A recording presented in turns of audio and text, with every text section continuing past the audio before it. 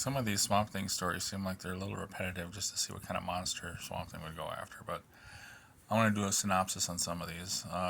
June 74, Swamp Thing 10.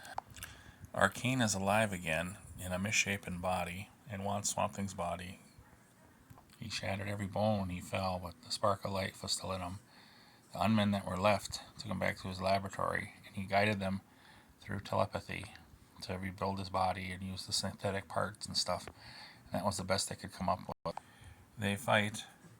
Arcane is using language of enslavement and stuff like that, and they are on old plantation grounds where slaves were tortured by a certain plantation owner, very harshly, mutilating, and they swore they would come back if they were ever called.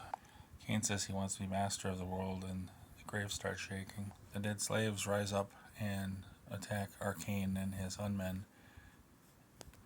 They leave Swamp Thing alone. They actually put him to sleep. When he awakens, there's 7 new headstones in the grave, and one of them says Arcane. I'll end that one there.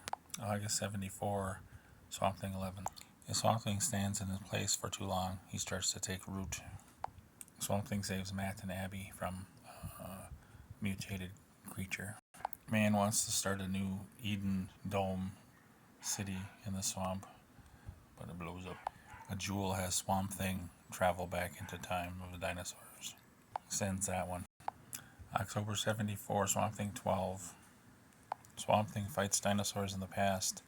The story is about a man that is stuck in an eternity trap where he keeps reliving things from being in caveman times to the present and future.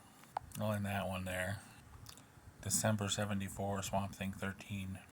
Swamp Thing's captured and smothered in foam and drops. He's put in a reinforced glass cage, but breaks through.